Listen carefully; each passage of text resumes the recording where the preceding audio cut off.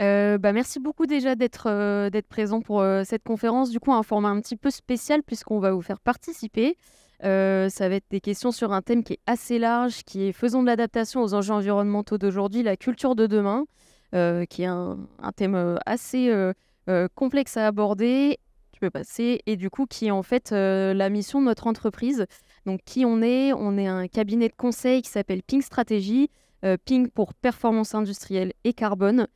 On est une filiale du groupe Solstice qui est juste ici. On n'est pas très loin. Si après vous voulez venir nous retrouver et discuter un petit peu plus en détail avec nous sur les sujets qu'on va aborder pendant ce quiz, ce sera avec plaisir. Du coup, rapidement, on est un cabinet de conseil avec une dizaine d'années d'expérience, des clients dans différents secteurs, que ce soit public ou privé. On réalise des missions en France et pas mal à l'international aussi. On est habitué aux grands groupes multisites. Mais on a également du coup des agences en France grâce à la présence du groupe. Rapidement, pour présenter le groupe, je vais passer très très vite. On a plusieurs typologies, on est dans plusieurs secteurs, notamment les énergies renouvelables avec l'installation de projets photovoltaïques, la mobilité décarbonée avec tout ce qui va être bornes de recharge de véhicules électriques, également isolation des bâtiments et certification de vos produits. Donc on a une force de frappe assez conséquente, ce qui permet d'avoir une vision assez large de vos enjeux et de vous accompagner de A à Z sur vos différents projets. Passe. Donc on va commencer directement. Je vous invite à prendre vos téléphones, soit scanner le QR code à la droite, soit vous connecter directement sur le site menti.com et rentrer le code qui est en dessous. Normalement, vous devriez pouvoir vous enregistrer et mettre votre contact. N'hésitez pas s'il y a des problèmes à nous solliciter.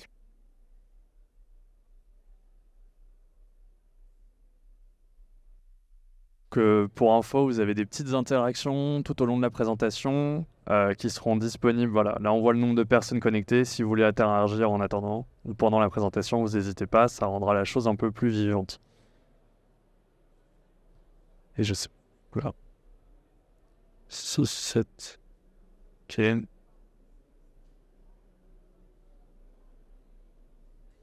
Ah.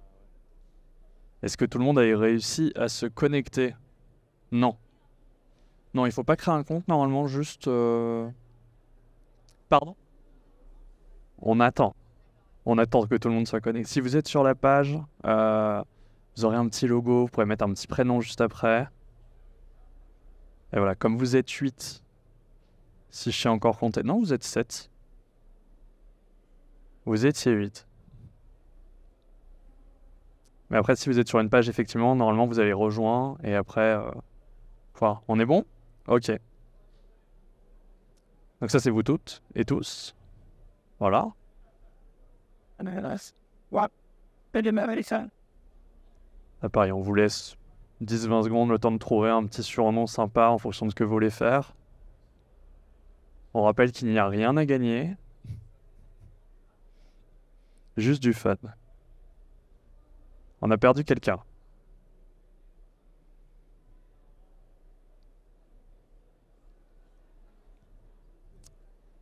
Si on est bon, je vous propose qu'on commence.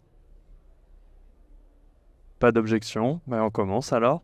La première chose dont on... Wow. Pardon.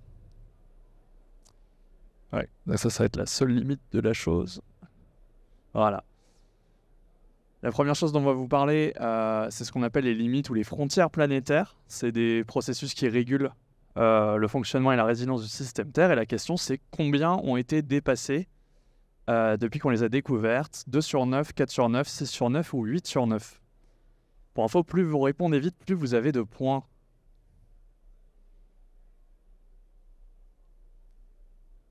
Ok. Donc effectivement, on est plutôt sur 6 limites sur 9 déjà dépassées. Donc au niveau des limites planétaires, ou des frontières planétaires, selon comment on veut les appeler et la façon dont on veut aborder ça, déjà on va en retrouver quelques-unes qu'on connaît. Je pense notamment à la concentration de gaz à effet de serre dans l'atmosphère qui va faire donc le changement climatique, le réchauffement climatique. On va voir tout ce qui est biosphère avec la biodiversité, l'usage des sols, le cycle de l'eau, ce qu'on a dans les sols au niveau phosphate et azote, donc, qui est principalement dû à tous les engrais et ce genre de choses qu'on utilise, l'acidification des océans, la concentration atmosphérique en aérosol et l'appauvrissement de l'ozone stratosphérique. À ce niveau-là, ces deux limites-là, on les avait dépassées à l'époque, histoire de mettre une petite note sympa quand même sur ce constat qu'on a maintenant. Ça vous rappelle quelque chose, le trou dans la couche d'ozone ? Normalement, on laisse un peu de temps parce qu'on n'y pense plus trop, mais c'est un sujet qui a quand même été important à une époque, qui était causé par des choses qu'on savait identifier, donc les fluides frigorigènes. On s'est mis d'accord en termes d'individus, d'entreprises et de politiques pour les changer totalement et les interdire totalement très très vite. Et là où on avait dépassé ces limites-là, elles sont en train de se résorber. Donc voilà, on voit qu'on n'est pas très loin, mais elles sont en train de se résorber et ce trou est en train de se refermer. Et on sait que d'ici 2040, il sera complètement fermé. Petite note pour dire que c'est pas parce qu'on a dépassé qu'on peut plus revenir en arrière. Tout n'est pas perdu. Effectivement, on en a dépassé beaucoup, mais on peut faire quelque chose. Et encore une fois, si tout le monde s'y met et que tout le monde y met de sa bonne volonté et qu'on a un courage au niveau, encore une fois, individuel, entrepreneurial et politique, on peut changer les choses. Bonjour madame, je vous invite à rejoindre là-haut via le code si vous voulez participer au quiz. Bon, on vient de passer la question 1, mais voilà. Donc voilà, ça c'est quelque chose qui a été développé en 2009 par un organisme de scientifiques qui s'appelle le Stockholm Resilience Center. Il les évalue régulièrement, notamment avant on n'avait pas toutes les limites qui avaient encore été évaluées parce que ça prend du temps, c'est des choses complexes. On verra juste après. Là pour l'instant c'est gentil, il y aura une petite slide avec plus d'interaction. Ça nous pose la question de dans quelles limites l'humanité peut continuer à se développer et vivre tout simplement au-delà de ça dans des conditions de vie décentes, donc notamment en venant respecter des planchers sociaux aussi juste pour toutes et tous. À ce niveau-là, donc, il y a deux choses qu'il faut voir, c'est qu'en fait, nous, en tant qu'êtres humains, via nos activités, on a des impacts donc, sur ces limites planétaires. Donc on le voit, voilà, par exemple, l'agriculture va utiliser des engrais et des pesticides qui vont relâcher de l'azote et du phosphore dans les terres, par exemple. Donc ça va venir impacter ces cycles biogéochimiques. Ce qui se passe, c'est que déjà, on a des impacts sur différentes limites planétaires, mais qu'en plus de ça, ces limites planétaires en elles-mêmes vont venir impacter d'autres choses. Truc très simple, on relâche des gaz à effet de serre dans l'atmosphère, ça provoque un réchauffement climatique. Beaucoup d'espèces ne peuvent pas forcément s'adapter à cette montée des températures et disparaissent. Voilà, on a un impact sur la biodiversité. Donc on peut avoir un impact qui a d'autres multitudes d'impacts, c'est assez complexe. Et il faut voir qu'à ce niveau-là aussi, on n'est pas juste impactant sur, sur l'environnement et sur cet écosystème, on en est surtout dépendant. Très basiquement, aujourd'hui, l'environnement nous fournit énormément de services et qui sont qui sont gratuits, entre guillemets. Après, des gens revendent ce qu'ils ont pris, mais à la base, on prend des choses, on a des services qui sont rendus, qui sont gratuits, qui sont surtout, la plupart du temps, non monétisés aussi dans nos activités. Ce qui fait qu'on n'en évalue pas l'importance, ou peu. Et surtout, régulièrement, c'est invisible. Ce qui fait que c'est compliqué aussi de le prendre en tête, mais truc très basique, mais voilà, souvent on va penser déjà aux matières premières et à l'énergie, mais il faut voir aussi qu'il y a des trucs beaucoup plus simples comme la température. Là, on a eu un record de température au Brésil, il a fait quasiment 60 degrés par exemple. Pour les fans de Taylor Swift, vous savez ce qui s'est passé sur son dernier concert. Donc on a ce genre de choses. Donc passer une certaine température, les machines ne fonctionnent plus, tout s'emballe, on peut plus travailler tout simplement, hein, c'est plus décent, voire on peut pas sortir.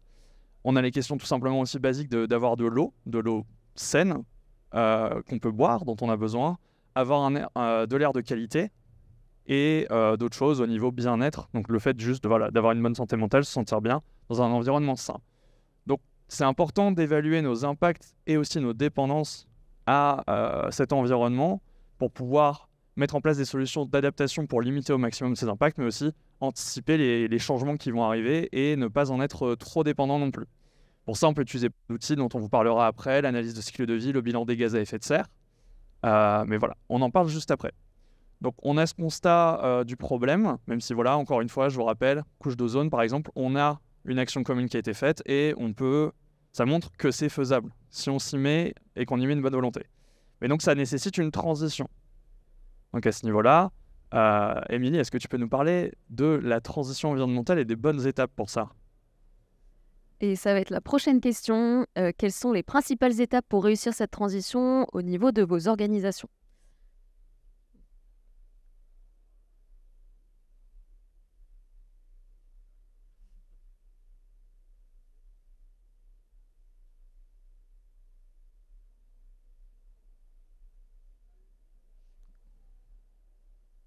Vous avez 30 secondes du coup pour répondre à cette question. Vous avez différentes étapes. Agir tout de suite, mesurer, planifier, réaliser et améliorer continuellement, établir un plan d'action pardon, et le réaliser, ou mesurer, planifier et réaliser.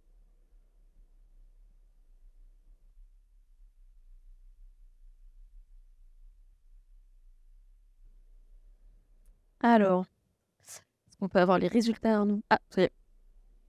Et effectivement, on a bien 4 étapes primordiales pour réussir cette transition. Alors, le agir tout de suite n'est pas forcément faux. En revanche, si on agit sans avoir des objectifs concrets et un plan d'action réfléchi, on risque peut-être d'aller droit dans le mur. Alors, rapidement, sur les 4 étapes, on a effectivement un premier pilier qui va être la mesure. Donc, c'est à ce moment-là qu'on vient définir un cadre de référence dans chacune de vos organisations, pouvoir cartographier vos risques et vos opportunités, savoir quel est votre écosystème, quelles sont vos parties prenantes pour vraiment savoir dans quoi on met les pieds et être sûr qu'on prend tous les paramètres en compte lorsqu'on va venir établir un plan d'action. Une fois qu'on a cette mesure, donc soit avec un bilan carbone, on vous parlera un petit peu plus en détail par la suite, on a du coup cette analyse qui en découle et on a identifié vos postes d'émission les plus significatifs et c'est sur ceux-ci qu'on va venir cibler tous nos efforts parce que c'est ceux-là qui vont permettre de réduire nos impacts.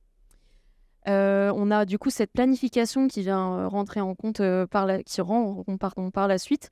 On a du coup ces postes d'émissions significatifs. Typiquement, comment est-ce qu'on va faire pour venir les réduire? Donc notre but, nous, chez Ping, c'est vraiment de vous aider à construire une stratégie de réduction adaptée, alignée avec les objectifs nationaux, mais aussi les objectifs de vos organisations, puisque les deux doivent être corrélés. Ensuite, on a la partie réalisation, la mise en place et le pilotage de la stratégie, sans oublier du coup le dimensionnement et l'allocation des ressources et des compétences nécessaires. On parle de grosses gestions de projets qui vont toucher à plusieurs équipes dans vos organisations. C'est très transverse. Alors, comment faire ça et faire ça bien? Et ensuite, on a l'amélioration continue. C'est un cycle continu, on peut toujours faire mieux. On peut voir dès la première année les petits points où ça a un petit peu bloqué. Peut-être qu'on n'a pas alloué assez de ressources à un moment donné. On va venir à ce moment-là vous accompagner pour avoir une boucle qui se répète et être plus en plus bon, tout simplement. Nous, chez Pink, on va rajouter 3 petites étapes en plus avec vous pour s'assurer qu'on a pris en compte toutes les routes du possible. On va venir faire attention à la projection sur le long terme, puisque dans nos organisations, on a effectivement des objectifs qui peuvent se décliner sur du court, moyen, long terme. Il ne faut pas oublier aussi que les obligations, par exemple réglementaires, évoluent très rapidement. Il faut tout le temps les prendre en compte. Et du coup, je vous parlais de boucles répétitives, tout simplement parce que ces points-là, on est obligé de les suivre. Ça va être des obligations réglementaires, on ne pourra pas passer outre. Ensuite, on va venir vous aider du coup à avoir une roadmap des possibles. Donc on va essayer de cumuler de la valeur plurielle à court, moyen et long terme. Valeur plurielle, je parle de valeur financière, économique bien sûr, parce que c'est quand même le cœur de nos activités encore malheureusement, mais aussi de la valeur sur l'environnement, la valeur dans le développement personnel de vos salariés, par exemple. Donc, on essaie de venir avec vous réfléchir sur tous ces points. Et ensuite, à chaque fois, sur ces piliers-là, il y a bien sûr des freins d'identification de points bloquants et comment est-ce qu'on va faire pour outrepasser ces limites et ces cadenas sur votre transition. Et aussi, un point important à rajouter, c'est qu'on ne veut pas vous dicter un plan d'action. Le but, c'est vraiment de le co-construire avec vous. On a besoin de connaître vos contraintes et finalement, qui de mieux que vous pour nous en parler. Donc, il y a vraiment, on essaie tout au long de la discussion d'avoir des ateliers avec vous basés sur l'intelligence collective pour vraiment co-construire ce plan et être sûr qu'il vous convient à 100%.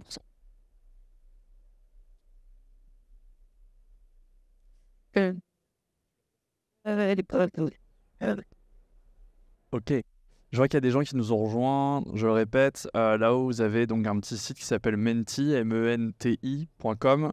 Et si vous tapez donc les chiffres en haut, vous pouvez participer au quiz pour répondre aux questions, gagner des points, être le meilleur dresseur, tout ça, tout ça. Voilà. On fait un petit point d'ailleurs sur ces points. Donc on a une petite animation parce qu'on a eu première, deuxième question. Voilà. On a Jocelyne qui est très rapide. Bravo Jocelyne. Ou Jocelyn, c'est vrai. C'est vrai. Peut-être. Qui sait. Hop. Je vous laisse vous connecter tranquillement et on continue d'avancer. Potentiellement, de toute façon, on verra qui est là. Avant de passer à la troisième question.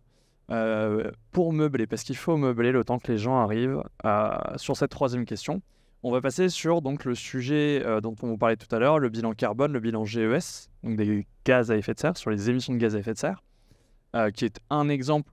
On prend celui-là parce qu'il est facile, connu, poussé, ça fait quelques années que c'est là, histoire de ne pas aller non plus dans les choses trop complexes. Et la question qu'on va se poser, et on vous laisse vous reconnecter au pire pendant la question, c'est pas ça, c'est comme ça, pardon, j'oublie. C'est qui peut réaliser un bilan des gaz à effet de serre?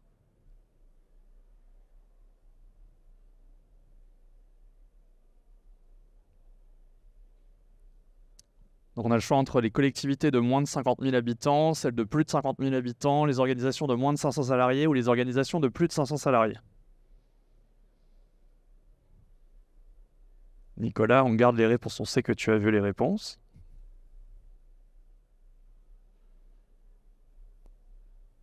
Là, c'est plus long, là. D'habitude, quand vous répondez, ça vient tout de suite. Il y a des gens qui doutent.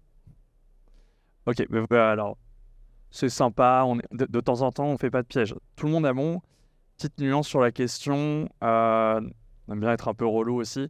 Tout le monde peut réaliser, c'est pas doit, c'est peu. Tout le monde peut s'évaluer en soi, il n'y a pas de mauvais moment pour le faire. Tout type, là au plus, on s'est focalisé sur collectivité et organisation, mais si vous êtes dans l'événementiel, vous pouvez faire un bilan carbone à l'échelle d'un événement de un jour, 2 jours, une semaine, un mois. Voilà. Ça peut être fait à plein de niveaux, ça peut être fait à l'échelle d'un projet, d'un produit aussi, mais bon, généralement on le fait à l'échelle d'une organisation. Mais qu'est-ce que c'est qu'un bilan GES? J'y viens, calmez-vous, j'arrive, tout va bien.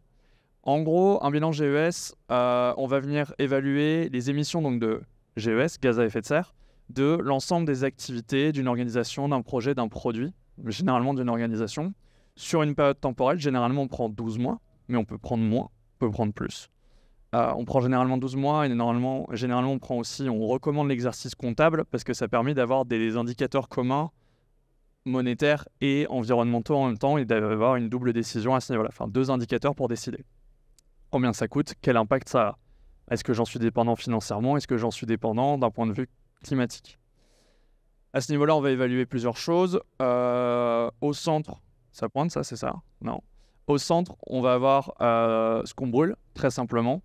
Je brûle du gaz pour me chauffer, je brûle du carburant pour faire avancer mes véhicules, ce genre de choses. On va avoir les impacts des autres énergies qui n'émettent pas quand on les utilise. Voilà, allumer une ampoule, ça ne produit pas de gaz à effet de serre en soi.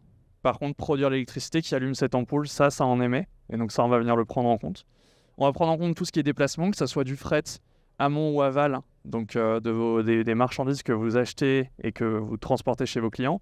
Et aussi les déplacements de vos salariés pour venir au travail et repartir chez eux, les déplacements de salariés de votre travail, les déplacements professionnels de vos salariés et potentiellement ceux de vos visiteurs et vos clients qui peuvent être un peu difficiles à suivre, mais je pense à un exemple de vous êtes Auchan, vous êtes Leclerc, les déplacements de vos clients qui viennent dans votre magasin acheter tout ce qu'ils ont à acheter, ça va être un très gros poste par exemple.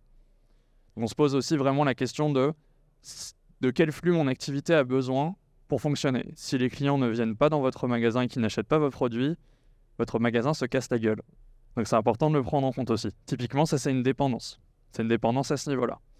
On va retrouver tout ce que vous achetez en termes de biens, de services, tout ce que vous avez immobilisé, donc vos bâtiments, vos véhicules, tout ce que vous louez à quelqu'un pour l'utiliser vous-même. Donc voilà, pareil, ça peut être bâtiment, véhicule, matériel. vos déchets. Et donc en aval, on va retrouver tout ce que vous vendez, donc notamment avec comment ils sont utilisés et comment, surtout à la fin, on les démantèle, comment on les recycle, comment on les traite. Et tout ce que vous louez à quelqu'un, donc que vous possédez, mais que vous louez à quelqu'un pour que lui l'utilise. Ça, c'est vos actifs aussi. Donc voilà. On va prendre en compte tout ce qu'on fait. Comme ça, on est assez exhaustif. Et donc, on va venir évaluer ce dont Émilie parlait avant. Maintenant qu'on a mesuré, on va analyser quels sont nos gros postes d'émission, comment on peut s'améliorer, combien ça coûte, de quelles ressources j'ai besoin, quand est-ce que je le mets en place, enfin, à quelle échéance, qui s'en occupe. Voilà. Tout ça, on va l'avoir. Et au bout d'un an, on recommence cet exercice pour dire, voilà, j'ai mis en place des actions, où est-ce que j'en suis maintenant, est-ce que ça a eu l'impact escompté, est-ce que je suis en avance, en retard. Et on s'adapte. L'idée, c'est pas juste de faire des calculs dans un gros tableur Excel et d'avoir un chiffre et de pouvoir le donner et répondre à une exigence. D'ailleurs, notamment, on rappelle que tout le monde peut le faire et on vous invite à le faire avant d'être obligé de le faire. C'est un bon moyen aussi de bien maîtriser parce qu'après, c'est de la donnée qui est déclarée publiquement. Donc, si on vous oblige à faire un truc en dernière minute en catastrophe et que vous devez le publier, vous allez moins maîtriser ce que vous allez montrer à tout le monde plutôt que si vous le faites en avance et que vous maîtrisez la chose. Il y a aussi que répondre à une réglementation dans l'urgence, c'est la subir. L'anticiper, c'est beaucoup mieux. Ça permet de créer de la valeur potentiellement. Mais voilà, on peut le faire pour sa conscience parce que ça fait partie de ce qu'on veut pour son entreprise. C'est aussi un moyen en fait d'aller chercher des infos qu'on va pas forcément chercher. Des nombres de fois où on pense qu'il y a des données très très basiques qu'on a dans sa société et qu'on n'a pas du tout. Vous seriez impressionné. C'est un peu un moyen aussi de mettre en lumière d'autres choses que sur un aspect très souvent qu'on a, ce qui est de l'aspect économique. Des choses qui coûtent très cher à l'entreprise peuvent avoir peu d'impact et vice-versa. Ça peut être l'occasion de mettre en lumière d'autres aspects de notre activité et aussi de mettre en lumière tout court des aspects qu'on ne suit pas d'habitude mais qu'on va venir suivre et donc d'avoir un meilleur suivi de son activité à ce niveau-là. Ça peut attirer effectivement aussi des investissements. Voilà, c'est un critère de sélection. On a tout à l'heure, on a des tas de banques qui passent à notre stand parce que ça fait partie des critères qu'ils cherchent maintenant dans leurs investissements. C'est aussi ce que le... Ok, c'est bon, c'est revenu. C'est ce que les investisseurs cherchent à ce niveau-là, notamment les personnes qui vont venir faire des placements par la suite. Ça peut amener des clients et ça peut permettre de garder et d'amener des talents, donc des collaborateurs, des collaboratrices. Là où avant, c'était très très en retard, tout ce qui était sujet climat RSE, c'est en train de grimper en flèche dans les critères de sélection des salariés lorsqu'ils cherchent une nouvelle entreprise. J'en parlais, mais voilà, les régulations, ça vous permet de soit les respecter, soit les anticiper. On a donc fait ce bilan carbone. L'important, une fois qu'on aura mesuré et fait une réduction, ça va être de vouloir contribuer notamment, parce qu'il y aura des émissions résiduelles. Toute activité a un impact. Voilà, là, on est venu ici, forcément, ça a un impact. Il peut être plus ou moins grand, mais ça va avoir un impact. Il va y avoir une étape de contribution, enfin de prendre les émissions résiduelles, donc tout ce qui reste, qu'on ne peut pas réduire, et de venir les compenser, souvent ce dont on en parle, pour venir contribuer à la neutralité carbone. Waouh, gros mot. Souvent, on en entend beaucoup parler, souvent on ne sait pas trop ce que c'est, donc l'idée c'est de venir vous chercher sur qu'est-ce que c'est que la neutralité carbone.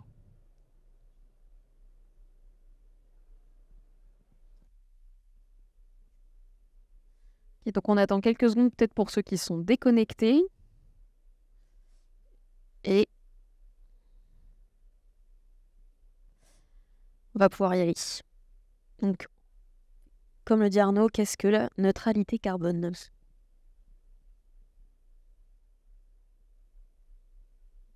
Alors, je ne sais pas si c'est hyper lisible sur vos téléphones. On a un premier choix qui est l'absence d'émissions de gaz à effet de serre. Un deuxième choix qui est l'absorption de carbone. Un troisième qui est l'équilibre entre les émissions humaines de CO2 et celles absorbées par nos territoires. Et l'équilibre entre les émissions humaines de gaz à effet de serre et celles absorbées par nos territoires. Et tout le monde a terminé.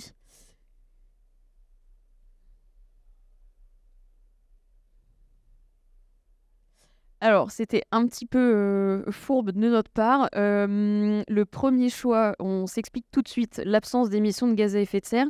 Ça peut être une forme de neutralité carbone, ça n'arrivera jamais, mais ça peut en être une. Donc c'est pour ça qu'on avait un petit choix multiple. Voilà, petite parenthèse fermée. Et ensuite, on a effectivement la différence entre les émissions de CO2, donc de carbone, et les émissions de gaz à effet de serre. Donc là, on parle de vraiment la totalité des gaz à effet de serre, donc effectivement carbone, azote, azote, protoxyde d'azote, etc. Méthane, voilà, exactement. Excusez-moi, j'avais perdu les mots. Alors, si on prend la suite, passez. Rapidement, pour vous expliquer le principe de neutralité carbone, on a sur notre belle planète Terre ce qu'on appelle des puits de carbone. Des puits de carbone, ce sont, alors vous pouvez le voir sur le graphique à gauche, soit notre atmosphère, soit nos océans, ou soit le principe de photosynthèse, donc tout ce qui va être traitement par les plantes, par les forêts, par les mangroves, etc. Donc ces puits de carbone, en fait, récupèrent les émissions émises par l'homme et viennent les traiter. Sauf qu'au bout d'un moment, plus on en émet, plus ces puits vont saturer et le reste va se retrouver dans notre atmosphère, ce qui va effectivement participer activement au dérèglement et au réchauffement climatique. Donc quand on parle de neutralité carbone, c'est l'atteinte de l'équilibre entre ce qu'un territoire émet comme émission de gaz à effet de serre, donc généralement par nos activités, et donc l'équilibre entre ces émissions et ce que le territoire est capable d'absorber. Donc on a un objectif de zéro émission nette qui doit être atteint au plus tard en 2050. Ce qu'il faut voir, c'est que ça peut être complexe en 2040 de se dire mince, on est super en retard sur nos objectifs, il va falloir qu'on arrête toutes nos émissions. C'est beaucoup plus complexe d'avoir une pente croissante et tout de suite avoir un pic descendant plutôt que de décroître tranquillement sans avoir une énorme pression. Bon, malheureusement, on est déjà un petit peu en retard, mais tout n'est pas perdu.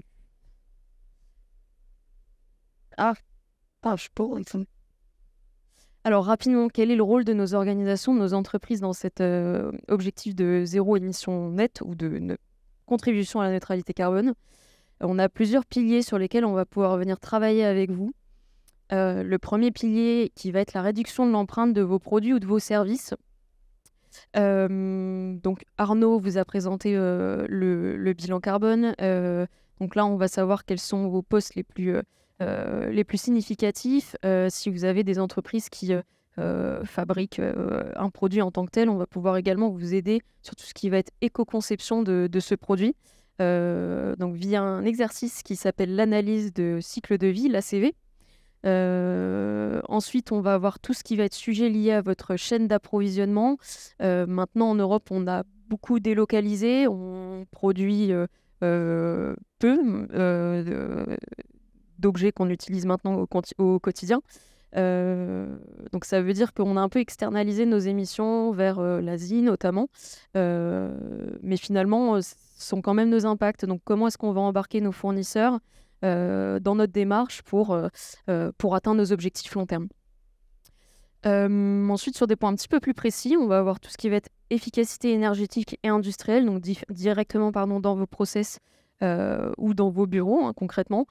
Typiquement, groupe Solstice, on installe des bornes de recharge pour vos véhicules électriques. On est capable de vous accompagner sur de l'autoconsommation, avec de l'énergie renouvelable. Tout ça, ça va rentrer dans votre mix énergétique et baisser votre impact sur ce pilier-là. Donc énergie, matière renouvelable, c'est ce dont je viens de parler. Et puis finalement, la sensibilisation de vos collaborateurs. Si vous êtes un ou une responsable RSE, c'est un gros pilier pour embarquer vos collaborateurs dans ces projets qui finalement sont assez complexes. Et si on n'embarque pas la majorité de l'entreprise, on ne va pas très loin. Donc nous, on est ravis de vous accompagner sur ces 6 piliers-là. Et encore une fois, on pourra poursuivre la discussion par la suite. Ah oui, du coup, je vous parlais rapidement d'éco-conception et d'exercice qui est l'analyse de cycle de vie. C'est un petit peu complexe, du coup, on vous a préparé une question dessus pour vous l'expliquer un petit peu plus en détail.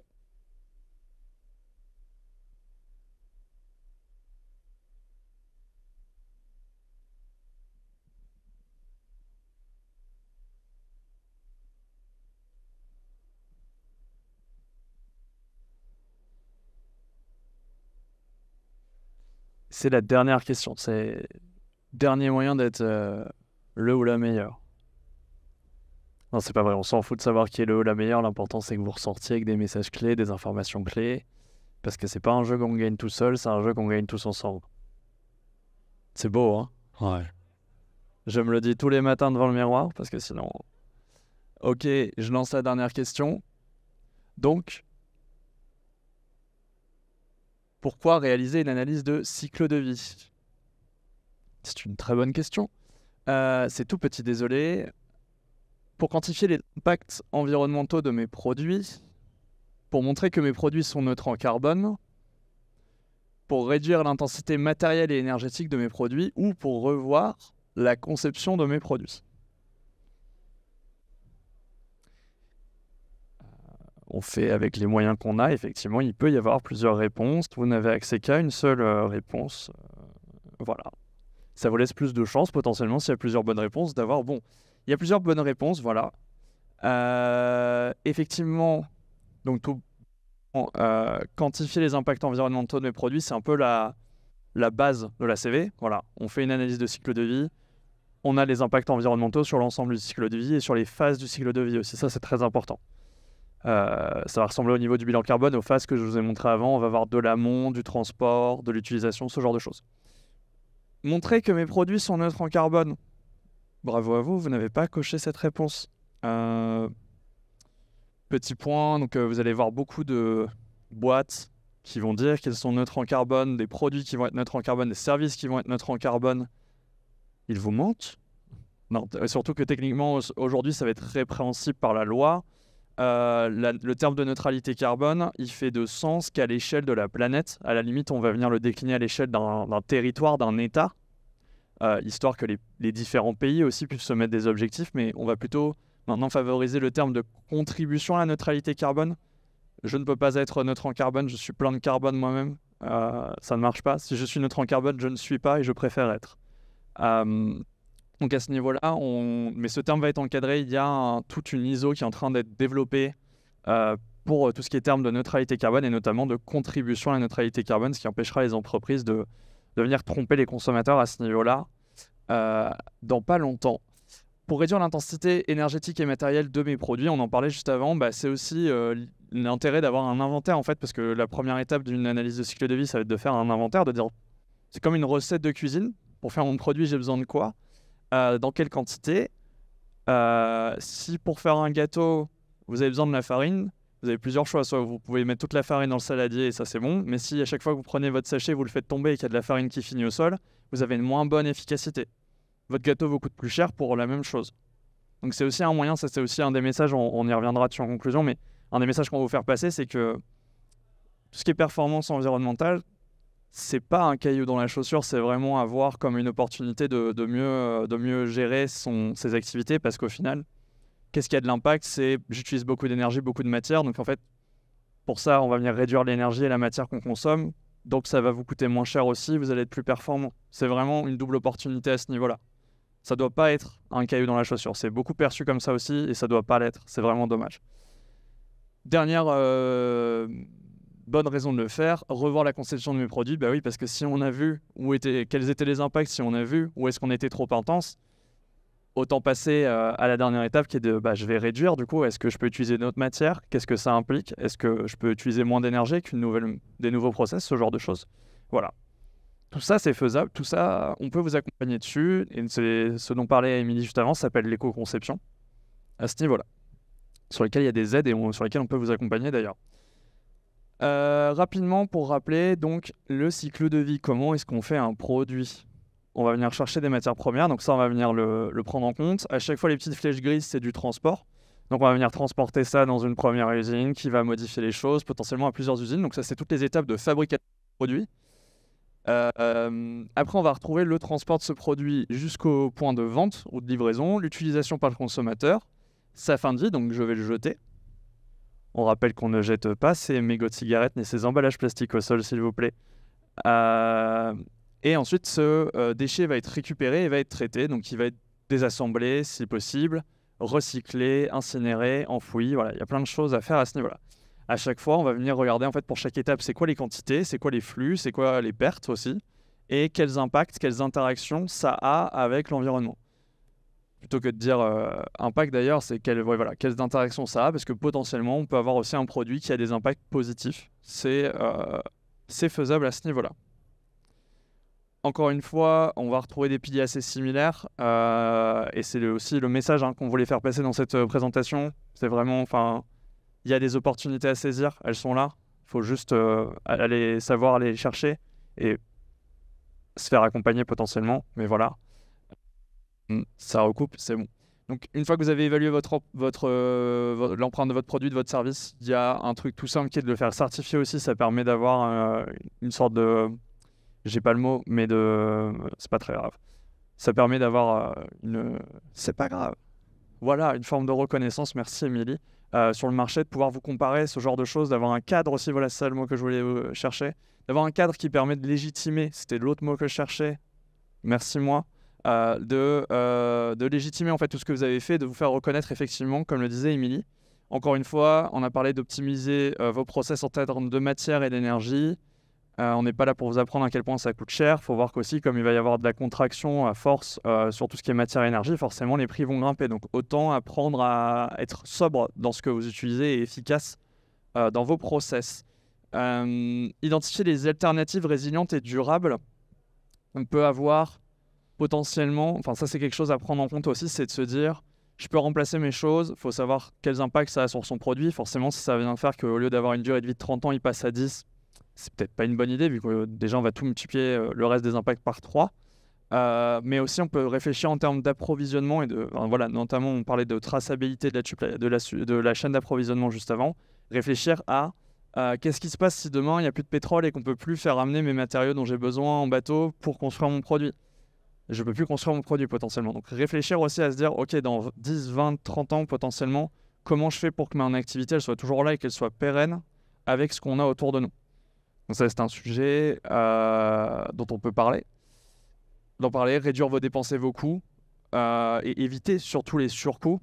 Là, on l'a vécu de plein fouet ces derniers temps entre tout ce qui est crise énergétique, le transport, l'approvisionnement alimentaire. Voilà, on a une inflation énorme. C'est des sujets qui risquent de se reproduire malheureusement. Et donc, anticiper ça et avoir quelque chose de résilient pour pouvoir éviter ces surcoûts, c'est un bon sujet.